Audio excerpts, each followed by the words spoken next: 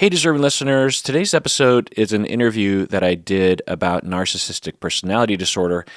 I was asked to come on the Adult Child podcast hosted by Andrea Ashley, and I, after recording the interview, thought that maybe y'all would want to hear this because I think she asked questions that I don't normally think to address.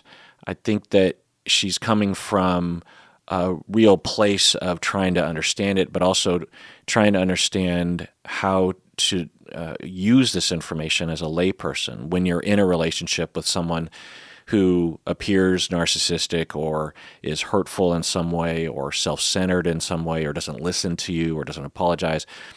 What are you supposed to do with this information, and how can we use these concepts to understand and better our lives? So I think she was getting pretty practical about the questions, which maybe I don't always have the opportunity to know that's where people are coming from. So let's just get to that interview. Again, this is the Adult Child podcast with Andrea Ashley. Welcome back to Adult Child, where we take a deep dive into the impact of growing up in a dysfunctional family. Ahoy, my dear shit shows. How is it going? For any new listeners, my name is Andrea. I am the captain of this hot mess ship. I am a total shit show. I am also an adult child, and you should consider yourself pretty damn lucky if you were listening to these words right now, and no, not because they're coming out of my mouth, but because hopefully you've come here because you've had the realization that your childhood is negatively impacting your life as an adult, and you want to do something about that. So today, we are diving deep with returning guest, Dr. Kirk Honda. So he is a psychotherapist. He is the creator of the Psychology in Seattle YouTube channel, where he covers a ton of psychology topics, but most importantly, he provides a psychological lens on a lot of reality TV shows, reality TV shows that we all know and love, like 90 Day Fiancé. He also has a podcast. He's also a professor. I think he's also in private practice. So what does this guy not do? And he is our resident personality disorder expert here on Adult Child. So last time I had him on, and I have included the episode link from his prior appearance, where we discussed many things, but mostly focused on borderline personality disorder. And today we are talking about narcissistic personality disorder. We also discuss complex trauma and how he is seeing a lot of misinformation out there on the interwebs regarding that. He also shares about how when he was first in practice, how he believes that he was potentially harmful to some of his patients due to his limited knowledge and experience with complex trauma. And I just love this guy so much because he is just so damn humble. Just a really solid dude. Dr. Kirk Honda, Mr. Psychology in Seattle, welcome back to Adult Child. Happy to have you. Thanks for having me. What has been interesting for you to cover lately? I've been starting to watch, that's a weird way of putting it, the documentary about Natalia Grace. Have you seen this documentary? Do tell. It is one of the most twisty-turny documentaries. It just has so many different twists to it, and it's shocking just how this story plays out so What far is it? anyway. Can you give me highlights, cliff notes? A child is adopted from Ukraine Yeah. to the United States, and she is a little person, and the parents discover or fabricate that she's actually an adult and not a 4-year-old child. And this story just goes from there. Yeah, I mean, I feel like that story's been around for a while. Do you know, has there been any conclusive findings, or is it still TBD? Yeah, there are conclusive findings, and there's a second season, and it wraps up most of the threads. Okay. Have you covered any of the Munchausen chick that killed her mom? Yeah, Gypsy Rose. Yeah. Did you cover any of that, her reality show? No, but I did a full long episode years ago when the documentary came out on Netflix. I haven't had time to view the more recent events, But yeah, it's a fascinating case just as it is, but it's also a really good example of Munchausen by proxy or It's factitious interesting. disorder. I heard that the guy who was their boyfriend at the time, the one that killed the mom, that he's still in prison. And I heard that they're maybe claiming now that he might have autism. I don't know if you've heard that. I didn't know. So, okay, one thing I wanted to ask you about. So, this was a video that you did back in probably almost a year ago, but you were just answering listener questions, and somebody was asking about complex trauma in adulthood. But one thing that I thought was really interesting that you said was that you're like, I'd like to do more of a deep dive on this because I feel like the information, especially like on online discussions, is all over the place, and that you wanted to look more into the research. And I'm curious if since then you've discovered anything. Well, I've certainly read a lot of the research in the clinical literature regarding complex PTSD and complex Yeah. trauma, but in order to make an authoritative, or in order for me to speak from authority as an expert, I want to really absorb a lot of the clinical literature and the research more so than I have over the years. So there's that. But yeah, my What in particular general, do you mean that like it's all over the place? What are the inconsistencies that you're seeing? yeah, I see people using the term complex PTSD or complex trauma to refer to situations in which clinically we wouldn't necessarily use it. It seems to be broadening. Okay. And I think that it's a result of a couple things. One is that in my field, been working really hard to try to raise awareness about psychology and about Mhm. trauma for decades. And it felt like we were fighting an uphill battle. But then in the last 5 years, maybe a little bit longer, especially during the pandemic, we crested that hill. And all of a sudden, it seems like the general public is aware of a lot of important things, which is great. A lot of people are getting help. A lot of people are being validated. Celebrities are coming forward with trauma and going to therapy and all sorts of things. The downside is that, which I hadn't predicted, that when you give tools to the general public, you're going to see the general public kind of run away with it and misinterpret it. Mm. So that's one, not similar things with gaslighting and narcissism, that kind of thing. On the other side, there are people who are suffering legitimately, but their concept hasn't been advertised enough, talked about Mhm. enough. In the absence of any validating concept, they'll latch on to a concept that is as close as they can find one. And then the definition becomes more broad from there. Trauma Mhm. bonding is another term. There's all sorts of terms that people will latch onto for legitimate reasons. But like an example would be, I'm trying to Yeah, what think. would be an example of like something that you do see as being referred to as complex trauma that you wouldn't necessarily think is? Yeah, like if someone was, I don't know if this is an actual example because I hadn't prepared for this, but I would imagine I've seen things like someone online, maybe in a TikTok video, talking about how their boss gave them complex trauma or something. Hmm. And Hmm. and I don't know if that's a real example, but I would imagine that things like that are being said.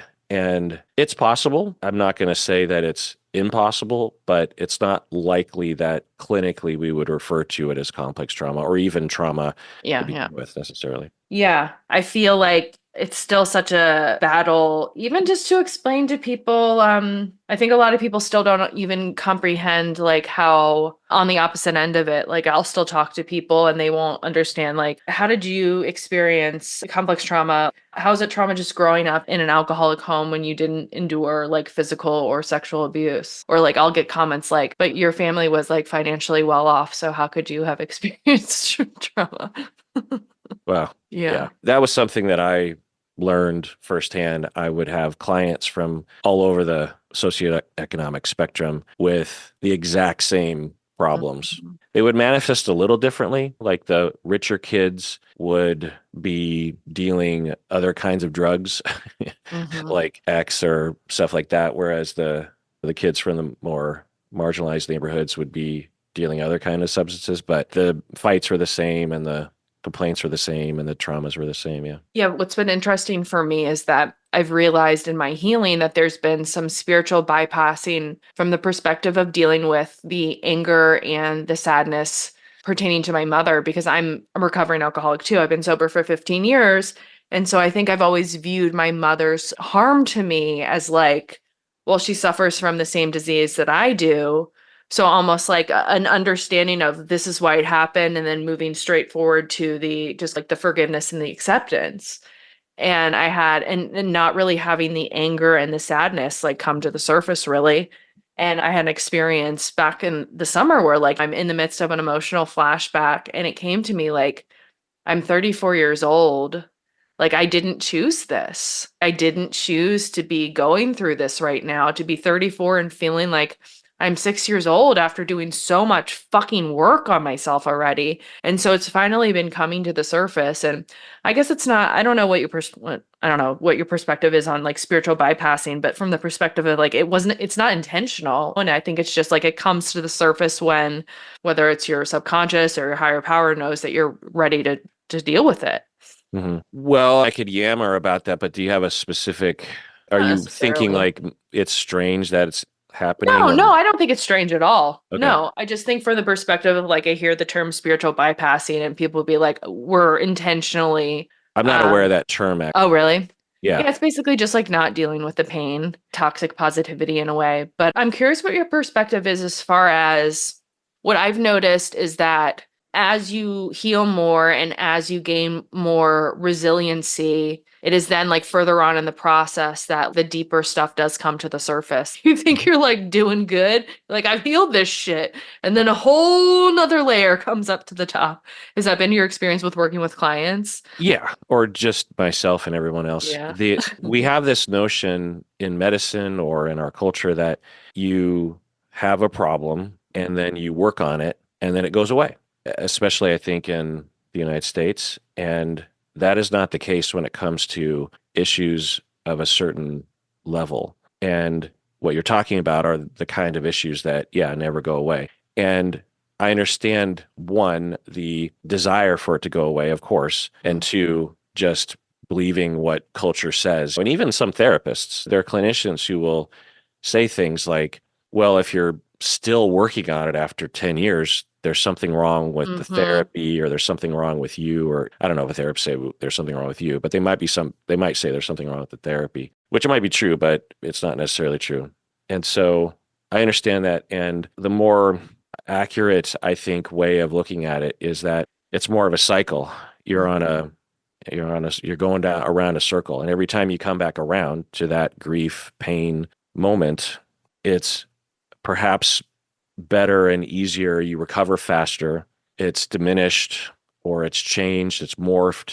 Its meaning has changed. The first number of times around the circle, it might have felt demoralizing and shaming. Then, Mm-hmm. and with a lot of work and a lot of therapy and a lot of self-awareness and a lot of support, a lot of self-compassion, you come around the circle again, and it still is painful because that's just the nature of that.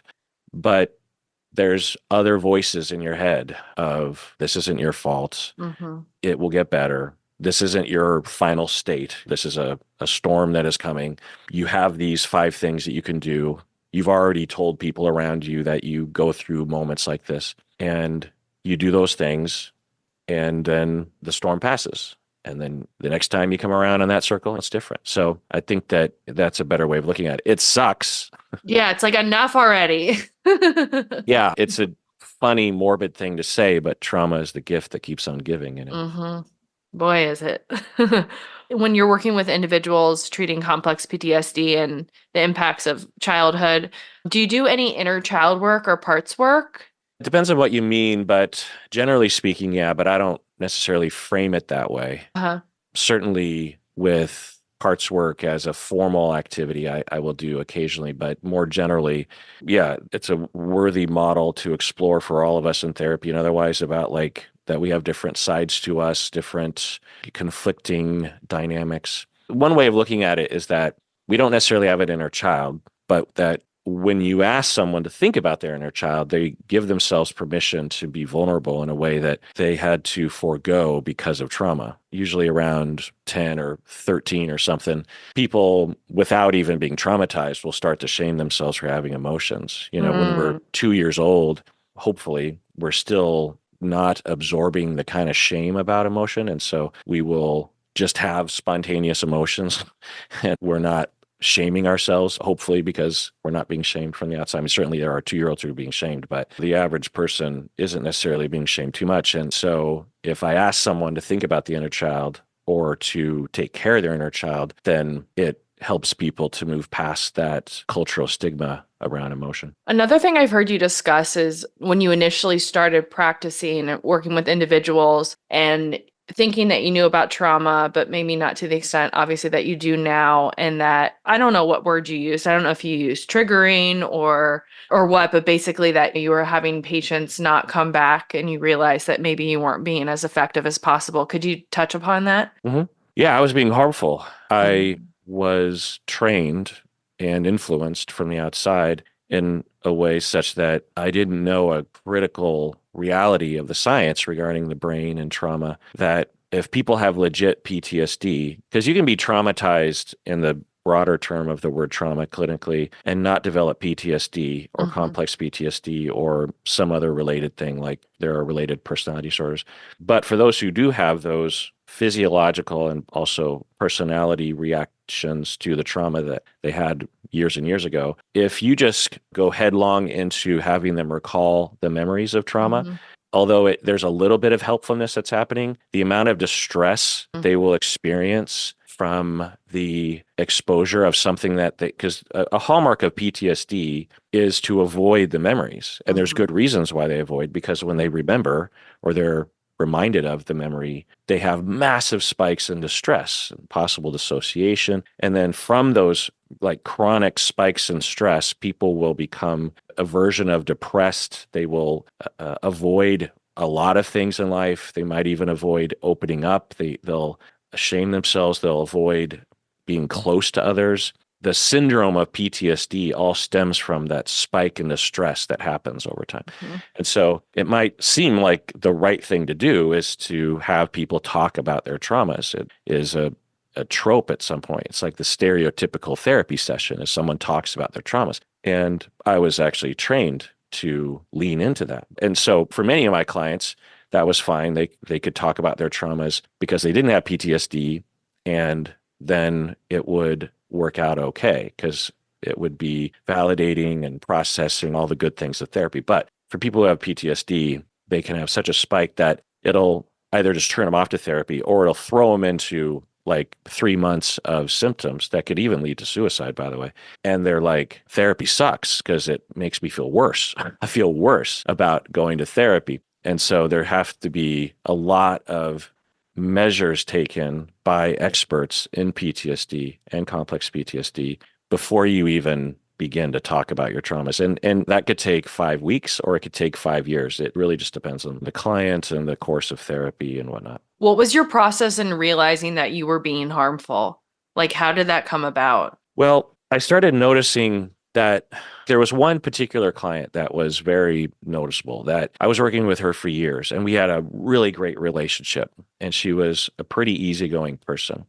And we had been through some, because it started out as family therapy with her kids who were were acting out a lot. And there's a lot of ups and downs through therapy. We'd been through a lot of trials. And so it wasn't like our relationship hadn't been tested before. And then she sits down one session and she says, there's something about my childhood that I've been avoiding talking about that I've never told anybody. And I feel like it's time I tell you. And at the time, I remember exactly where I was and where I was sitting, the office, and that it was sunny out. And I remember thinking, this is the golden... Profound. Yeah, this is where all therapists want to eventually get to. It's the fruit of one's labor. And, so she went into a difficult early childhood story, and it felt good. And she was processing it well, and I was right there with her, and the session ended well. And then she canceled somehow. I don't remember how exactly the next session. And I literally never heard from her again. And I thought, to this day? Yeah. And that doesn't happen. That my sort of practice, that's not normal. So it always perplexed me. And I even have a gift from her on my wall behind me. You can't really see it from where, but she, on the way up to my office, I had this Japanese maple tree, and she had taken these leaves one day on the way home and actually had dried them and pressed them and put them into this frame. And it was a very special thing. And so it always plagued me. I was like, what happened there? That's not a pleasant thing for Hmm. Especially somebody therapists. you've been working with for so long. Yeah. And I then later, when I had future mentors and would have future exposure to the literature, I started to absorb more information and the science and how actual exposure, prolonged exposure therapy works and the principles regarding that within behaviorism. And again, I had a mentor that had done this work before. And so it takes a lot. It's complicated. There's a lot of details. Every client is different. And then with that mentor, I had clients who had PTSD and complex PTSD.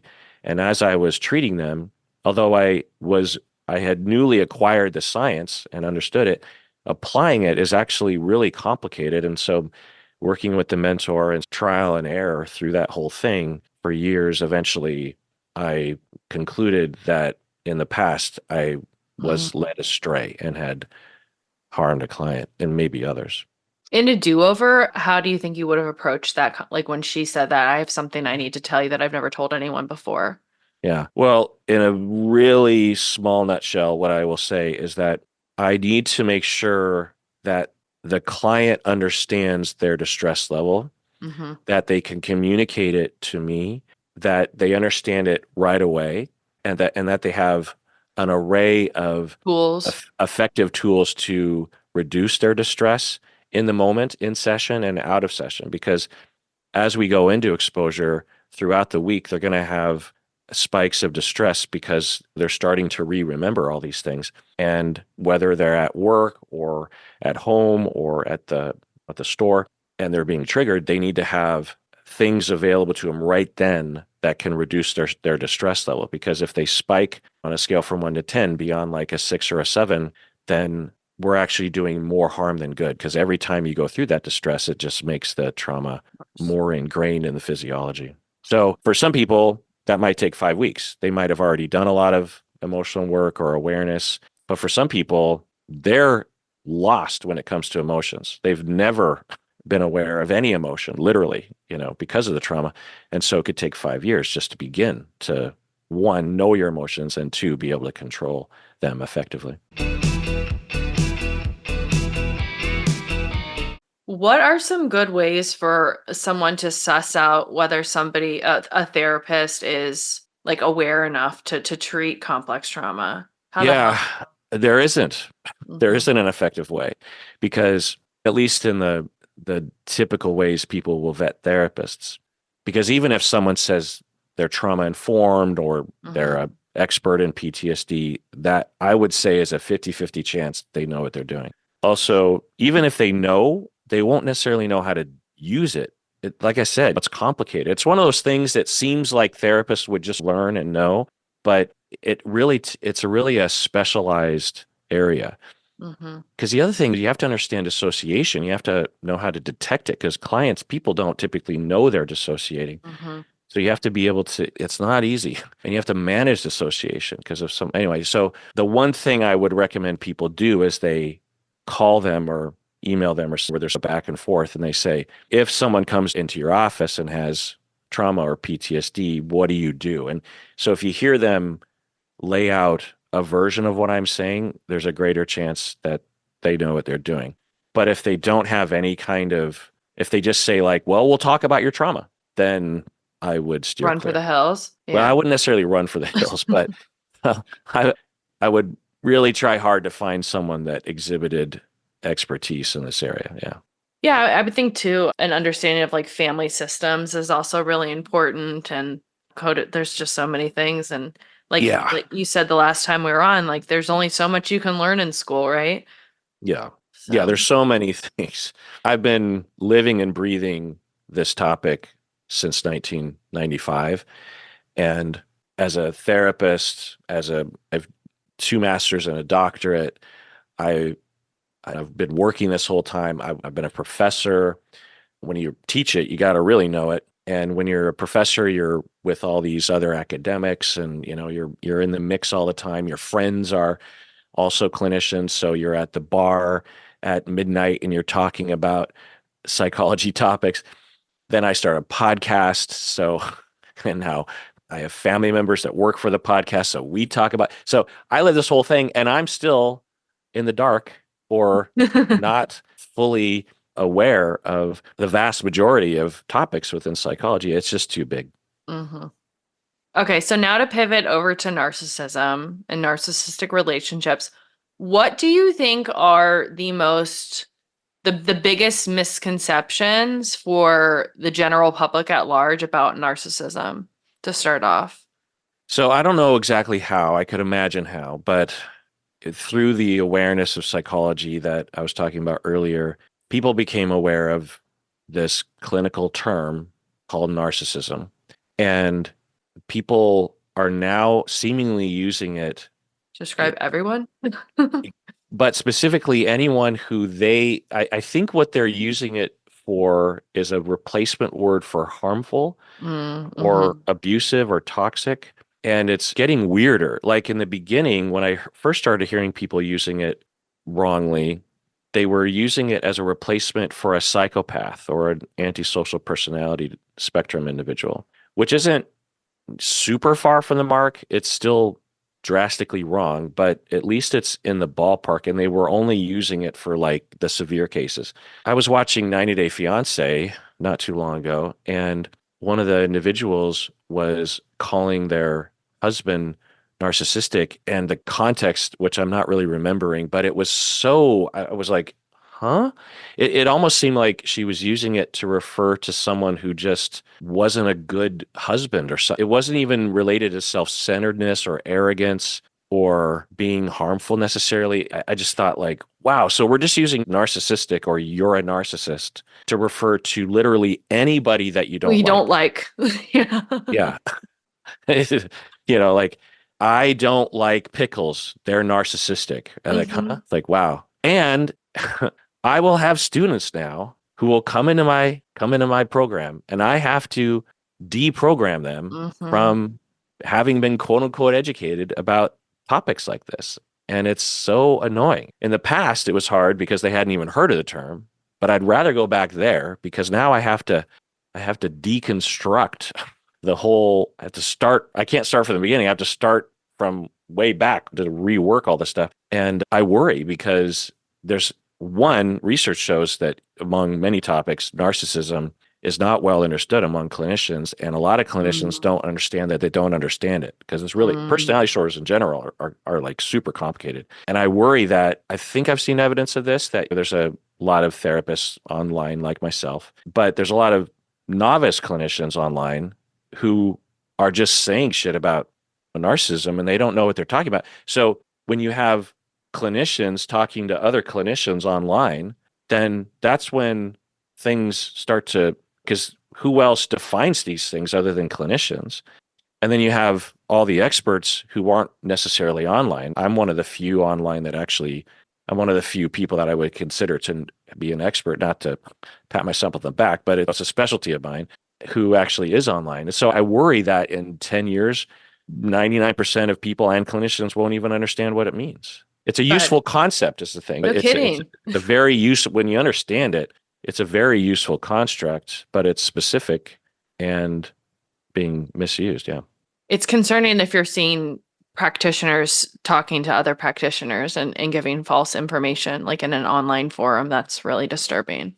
Yeah. And if we're just like, well, it's just a word, it's just pedantic, it points to a larger problem of, I would just imagine if you were new to the field and you're just trying to absorb everything you can about psychology and you're on TikTok for at least an hour a day. I would imagine that if I were in those shoes, I would be going down roads in which Mm, good number of notions or wisdoms or understandings would influence me in a way that would actually lead to me harming clients. Like an individual comes into my office and starts complaining about her husband. And I'm just like, oh, I know this. He's a narcissist. And so you need to divorce him, or, and maybe even other clinicians told me to do that stuff. So it is worrisome. Well, I think the problem is like how much the word is rewarded as far as like in search engines. And I talk to people. It's like people might not be narcissism experts, but that's their videos on that are what are getting the hits. Right. Yes. So, okay. Well, what percentage of the population did they say has NPD?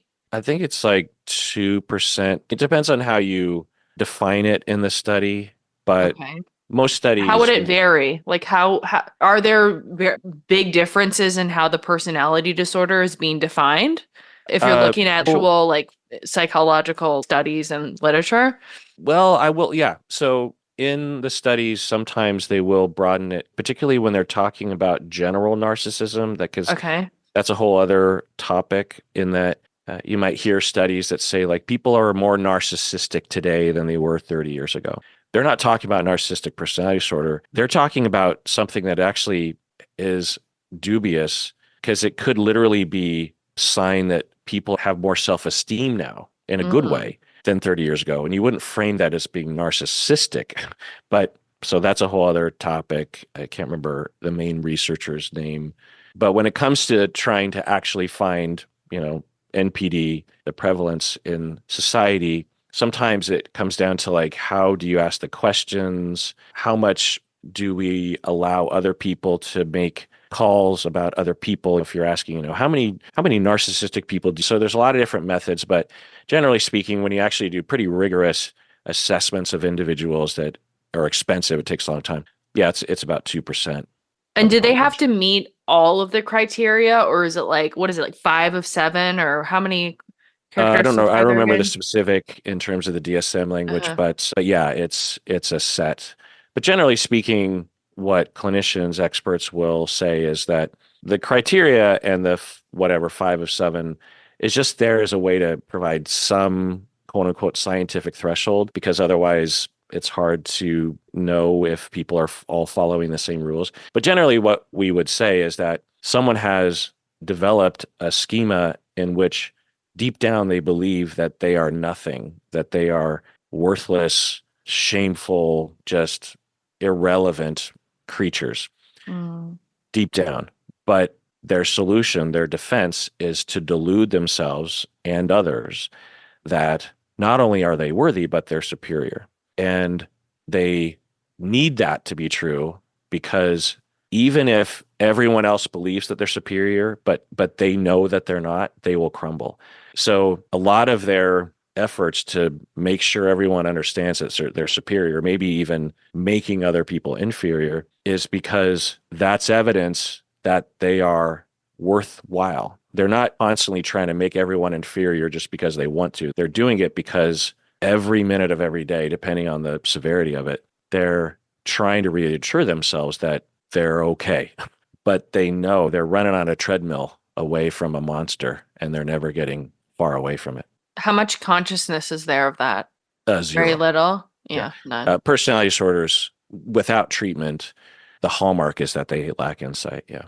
So then when we look at it really being shame-based and them thinking that they're nothing, obviously there's like psychological theory, but have there been experiences where because the defenses are so strong and they have no awareness, but have there been instances where like either through like hypnosis or breaking down where they've actually been able to identify that within the person, or is that just theory? Are you asking About the being truly shame-based and feeling like they're deep down inside feeling like they're nothing? Yeah, it's not hard to find Surmise. because for people who have the legit disorder, if they're being honest or you're close enough to them, you will see that they're not doing well. Like if when they're out, like a common story is that you'll have a husband who at work and in the world is acting out the superiority and might even be convincing everyone that they're awesome and perfect and wonderful and they've achieved so much, and might even believe that their home life is perfect, all this kind of stuff. But the wife will tell you that he is not secure. In fact, when things go wrong at work, which happens frequently, he'll come home and he will just be in the worst mood, or he'll even go into the bathroom and cry for like 5 hours, or scream at everyone in the house. He's not doing well. Mm-hmm. And so that's one profile, a common profile that I've treated many times. So yeah, it's not hard to find evidence that the person is suffering from something. Mm-hmm. And what are your thoughts on people that think that they can essentially be healed? Yeah, personality disorders, aside from antisocial, potentially all can be improved regarding symptoms. And the path is through awareness and corrective experiences, in my opinion. And people with narcissistic personality disorder, even antisocial psychopathy, but yeah, absolutely with narcissism, same with borderline, same with paranoid, all the personality disorders. If the person is ready and the therapist is good enough and the relationship is strong enough and the person has enough funding to have long-term therapy and there's enough going well enough in their life that they're not in constant crisis, then self-awareness is likely. And then long term with corrective experiences, and the corrective experience for the person with narcissism, ironically, is that they're made to feel special, Mm-hmm. but not because of something they achieved, but Mm-hmm. But who they just because inherently of are. who they are on the inside. Also, they have to get in connection with themselves, which because of their early neglect never achieved. But yeah, I've treated people with narcissistic personalities. It's not easy. What You is know, it, do you think, gets somebody to that place of willingness? commonly in my experience, their life will, Really implode? yeah, they're like a common story is you'll have a woman who is skating through life, things are going okay. And if you asked her, she would say things are not only going well, but everything's going perfectly. Meanwhile, her marriage is going poorly over time. Her spouse is trying to assert, but it's not working.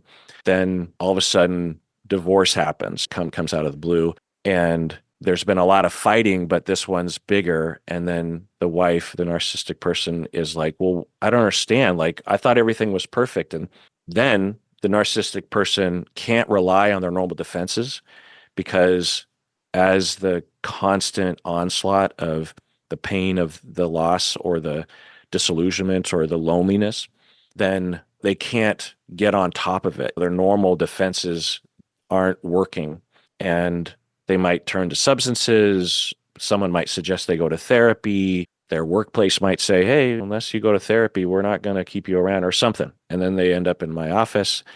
And then the work begins. It's not easy though, because they're not sitting down in my office saying, I suffer from narcissistic personality disorder.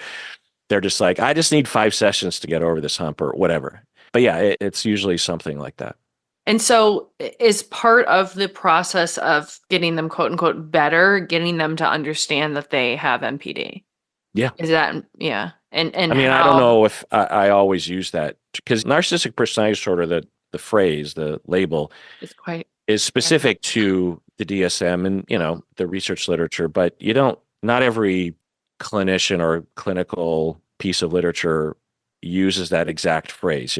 That phrase was developed by the authors of the DSM mm-hmm. in relation to a lot of literature that's been around for a long time. So I don't necessarily have to say that, but I will, yeah, because I tell them don't Google it. I might show them in the DSM, this is what's going on. It might take years to get there. To Yeah, get it them to also see takes it or me, before you'd even bring that terminology up? yeah, it might Mm, take years. It takes me months even to be confident that the label applies anyway, because mhm. personality disorders take a long time to assess.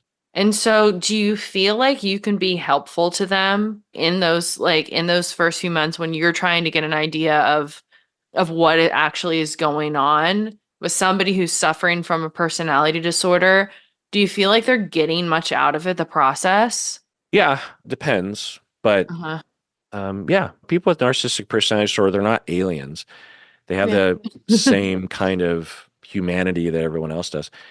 And they care and don't want their life to go down the tubes. And they also love their spouse, Mm, contrary to what the internet will say, mhm, and don't want to lose them.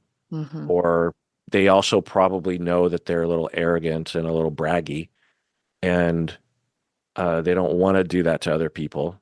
But yeah, I can think of cases in which people will have made some changes in their life pretty quickly. But 99% of the time, those changes are temporary because Yeah. they're in a crisis. And so I'm not thinking, wow, this is permanent. I'm thinking this is the honeymoon period. And so I have to capitalize on that. And a frequent thing that I'll say to people with NPD and therapy is I will say, at some point, you will think that you don't need therapy anymore. And it's very self-serving of me to say, you probably do need therapy, but it's a hallmark of your schema because people with narcissistic personality disorder, what's working against them is that due to their early childhood experiences, they were forced to be independent Yeah. way too early.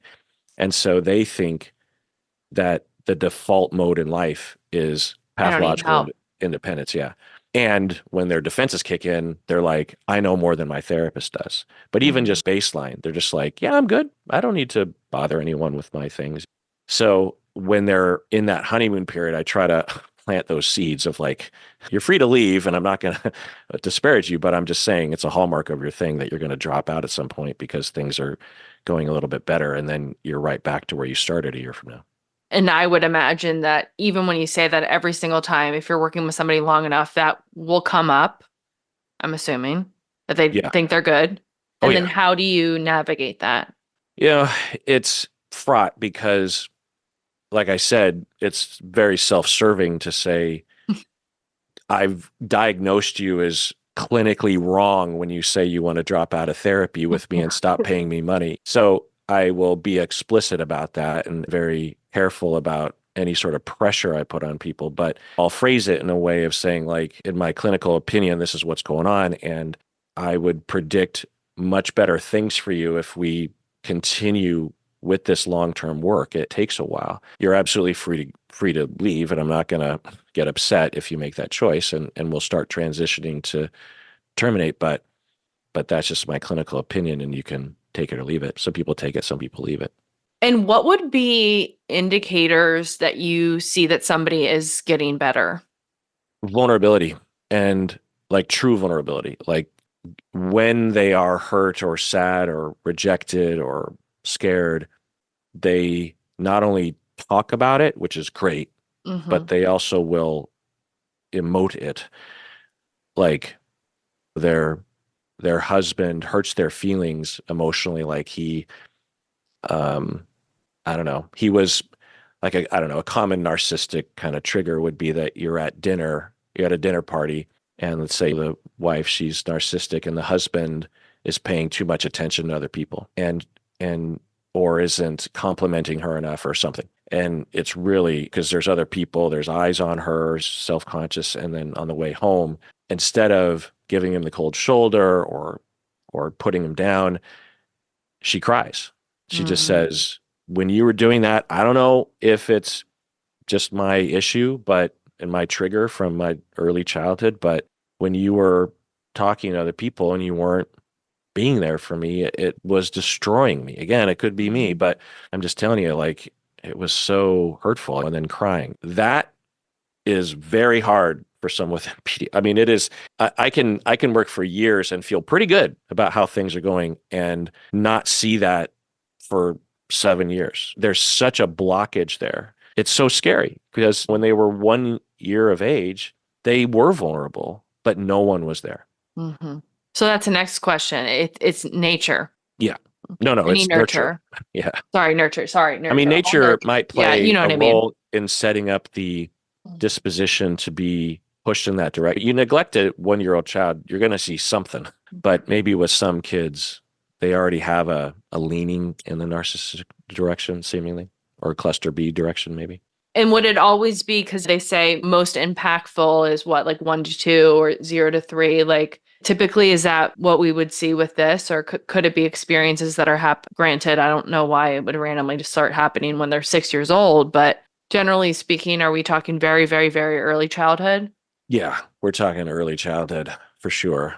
Because once you learn good skills or good enough procedures emotionally, 0 to 5, and you experience really bad things after that point, then you might see some effects for sure. I mean, you can be bullied at school and be in a good family and have long-term effects, but the kinds of effects will be different and the recovery will be different. With people with narcissistic personality disorder, they at no point in their life had ever had a chance to be vulnerable and be seen. Whereas someone who is raised well 0 to 5 and then they're treated horribly, they might have retracted from the world. That might be one defense. But when they engage in therapy, once we start to engage with them in a way that makes them feel safe enough, all of those skills and those foundations will start to show themselves. Where people with NPD, they don't have that at all. You got to start literally from the beginning with them. So then what about those who had parents that really hyped them up like too much in a way? Can somebody form NPD that way as well? No, if they're It has to loved be enough. severe neglect. Yeah, I'm not diagnosing Donald Trump. I just want to be clear. But one of his older sisters, I think the future judge, and although she might have been okay, so you have this 1-year-old child who, from a lot of accounts, was basically just left by himself to fend for himself. He was fed, he was housed, he had clothes, he probably had toys, he had all the privileges, but emotionally, there wasn't someone that was eye contact attuning and to love. him. Yeah. And that'll do a number on you. So is that severe neglect? And I don't know if people would call that severe neglect, but in terms of attunement and development, that is severe neglect. Yeah. So in contrast to that, you can have a kid who is frequently starving, maybe even not living in a permanent home, single mother with 3 other kids, maybe even there's violence going around. But if she has eye contact and there's enough love and attunement and care and a sense that their emotions matter enough, we would call that severe neglect, right? Because the kid doesn't have food or shoes on his feet, but the emotional side is there. It's not good that the bad things are happening to the kid, and it really makes it harder to attune to a kid that's going through that, but it's the emotional neglect that matters. What percentage of the people that you've worked with have been people that have been in a relationship with somebody who has NPD? Would you say you've worked more so with those who have it versus those who are in a relationship with them? What percentage of the people that I've clientele treated that you work with, that you've treated? that have had NPD? No, that you are in a relationship with somebody who has it. Not frequent, because NPD, like I was saying earlier, is 2% of the population. Yeah. Now, people who have spouses with NPD are perhaps more likely to end up in therapy, but the thing is there's a lot of personality disorders. And so narcissistic personality disorder is just one that the general public is aware of, but there are far more prevalent personality disorders that clinicians are more likely to see, just on average. Okay, well, maybe just being in a relationship with somebody who has a personality disorder in general. I think everyone is on a spectrum of some personality disorder. That's just me. And are they moving towards that? Well, we've always considered personality to be a spectrum, most of us. The disorder part of it was because of the need to formalize these labels in the 50s because we needed to justify funding. So it's the whole language in the DSM is just there for that. But for 150 years, we've been describing personality, and the DSM language comes from that. Before you had the DSM, you had just psychoanalysts talking about narcissistic personality or borderline personality or obsessive compulsive personality. And it wasn't a formalized, defined thing, but then the DSM comes along. So yeah, since the beginning, it's always been considered a spectrum. I think I heard, who was the doctor that was in the Depp Heard case, the blonde, with the curly hair, who did the, I forget her name. Yeah. I heard her on a podcast talking about how, for whatever that one big test is that she used on Amber, the MMPI too, that they were maybe going to have it move towards more being on a spectrum rather than labeling them with certain personality disorders. I think I heard discuss it well, once. what she might have been referring to was before DSM-5 came out in 2013, there was a movement to try to revamp the entire diagnostic system of personality disorders to have more spectra instead of just like, you have this, you have that. And they almost got it shoehorned in, but it didn't survive. But it's in the DSM as like an alternative way of diagnosing, but I don't see a lot of people using it very You see often. that? Okay. So let's say somebody comes into your office, they're in a relationship with somebody who does have a personality disorder. I definitely know that there are quite a few people that are listening to this podcast that have been in relationships with actual narcissists. What sort of feedback are you giving them as far as like the hope or the perspective that their spouse or their partner could actually change? Like, what do they need to wrap their head around? Well, Obviously, it has to be focused on them getting help for themselves. yeah, right. So there's a number of things. One is because of the overusage of narcissistic, I would Mhm. imagine that a lot of people would be strongly convinced that their partner Yeah. currently is narcissistic when in fact Uh-huh. it's not even close to that.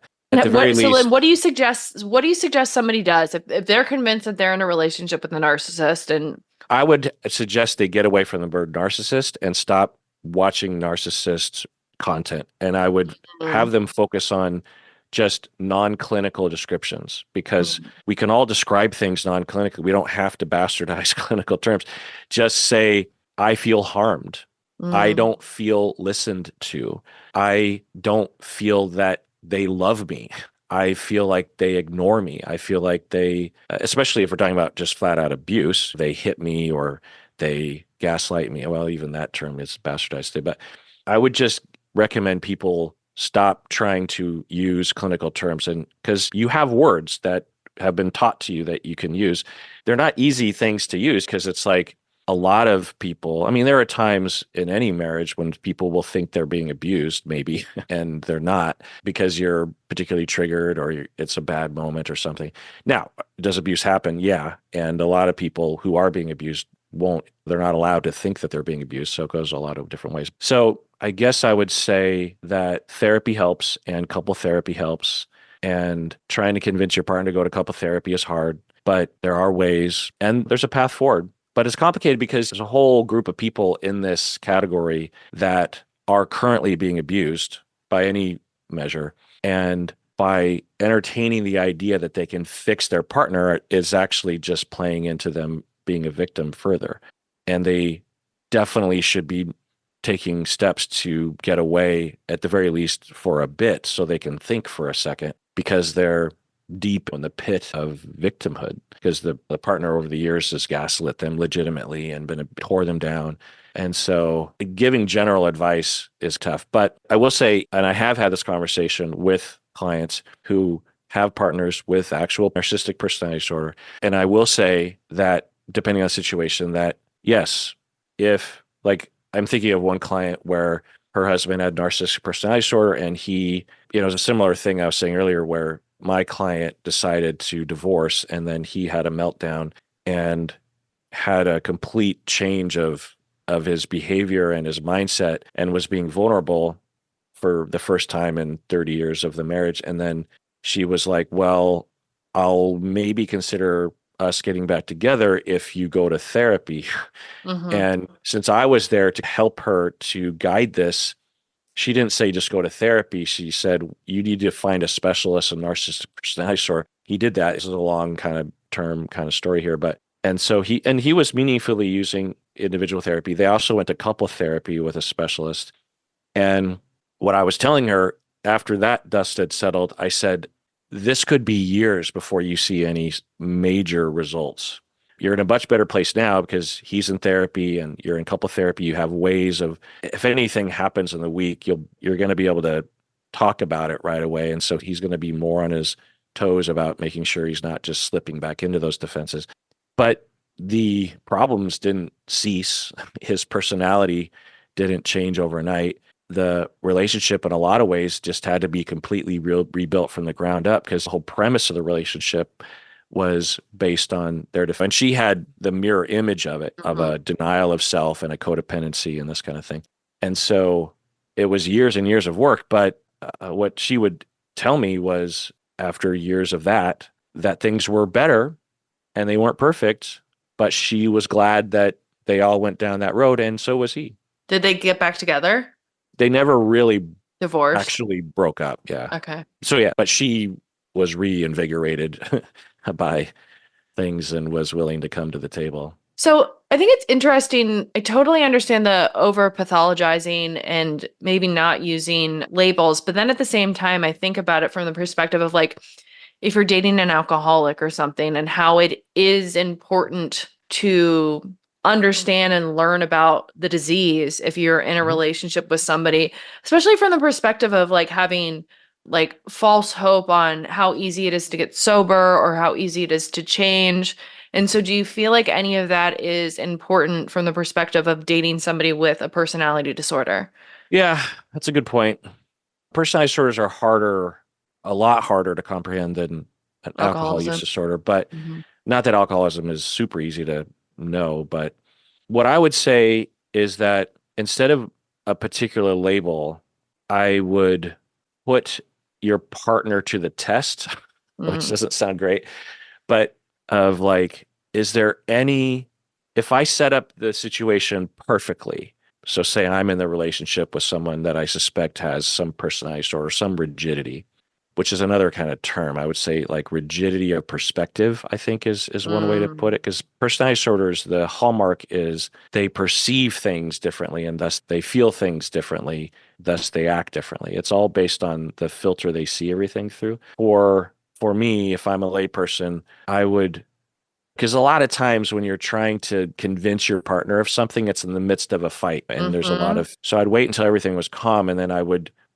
go to them and say, "Hey," and I would maybe try to do something really minimally threatening.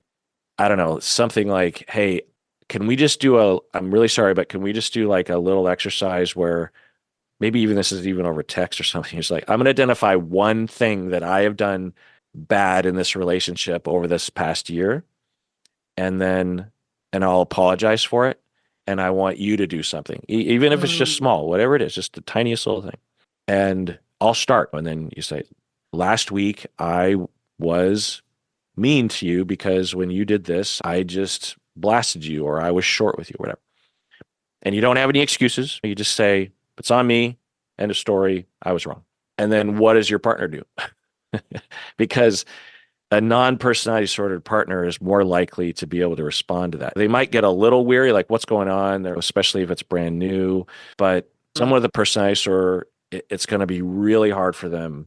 Depending on the personality disorder, it's going to be really hard for them to do that. And that's not a perfect litmus test, but at least for yourself, whether or not the person has a personality disorder, that's a great test to see if you're in a situation that is workable or not. Because if you can't, I don't know if it's okay to swear, if you can't yes, fucking fuck yes. identify one thing in this past year that you Mm. did that was wrong and apologize, even if it was this tiny little thing, like you asked me to take out the garbage and I waited a lot. Like if you can't think of a single thing, something's wrong. Let's say they identify something, but it comes with a but. That could be this the fact that they came up with something is good, and they might just be used to doing that. So I would give that a second chance. I'd be like, I might even start the thing of like, no buts. Let me do it again. I Mm, did this thing to you, and I have buts in my head, but I'm not gonna say it because I feel like that diminishes what I'm mm, trying to get across, which is that I'm sorry that I did that or recognizing that I did that. So could you do it again without that? And I mm. might even throw in like if I'm really making a suggestion to the general public right now, I would say throw in the caveat of this isn't a precursor to divorce. There's no stakes here. And if you do it wrong in my mind, I don't know. I just had this thought. I just thought it'd be interesting to see how we do with this. I saw a TikTok about it or something. And or I was listening to a podcast about it. And low stakes. Some people under stakes will freak out. And so is that a evidence of a personality disorder? Not necessarily. At the very least, it's evidence that because all things stem from that ability to recognize that you have done something wrong and to be able to Mm, take responsibility and state it. yep. And I think that a lot of people have partners that seemingly can't do that, and they're just labeling narcissistic when they're not narcissistic. Hmm. Well, is it always indicative of some sort of mental issue, or is it just a lack of being able to communicate and not learning how to communicate properly, a lack of self-awareness?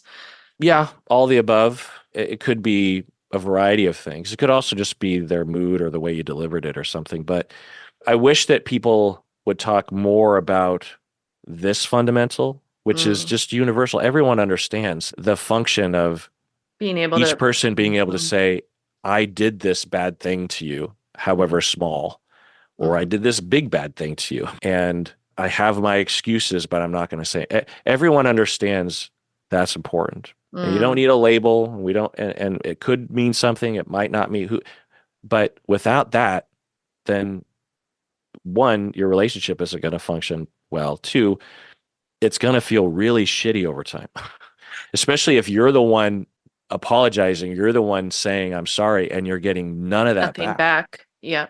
Ooh. Ooh. Been there. God. So do you think that couples therapy is effective if somebody is diagnosed with a personality disorder, but they're not in individual therapy themselves? Yeah, Yeah. you're going to get some therapists that will say no, but research shows and anecdotally for myself, absolutely. I might literally treat a couple where one person has narcissistic and the other person has borderline. And over time, I will slowly start to coalesce around those constructs and labels about the two of them, like full blown narcissistic, full blown borderline.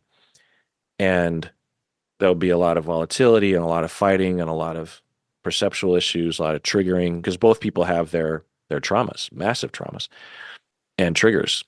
And it can work, but they have to try and have reasons. And I have to be really good at my fucking job because Mhm.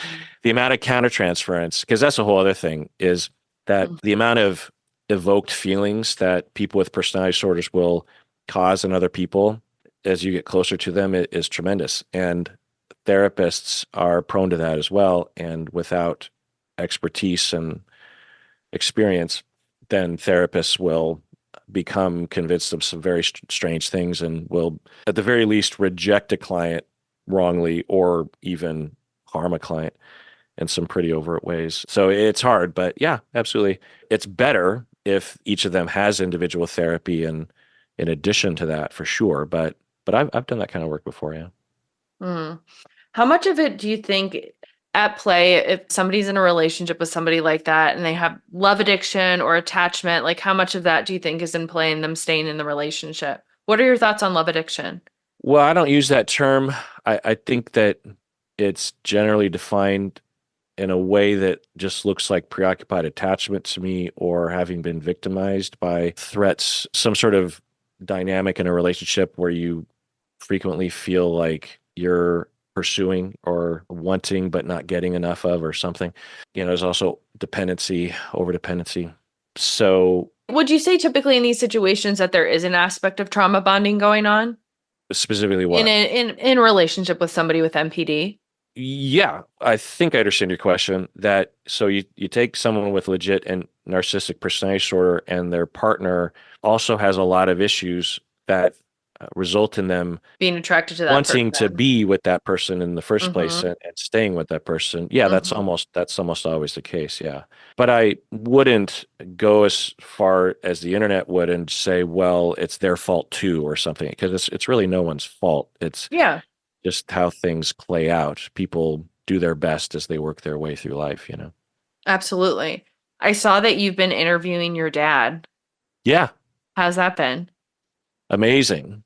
Yeah, it's been great. I have a good relationship with my parents anyway, and I talk with them anyway, but it's nice to have this excuse to dive deep into certain topics. Yeah. Have you been talking much about his life? Yeah. What Yeah. have you learned about him that you didn't know? Well, I should also say that a few years ago, I spent months and months interviewing my parents individually, but without the purpose of publishing any of those Mhm. recordings. And I spent a lot of time kind of reviewing the audio and absorbing everything. But yeah, just because there's certain stories in my family.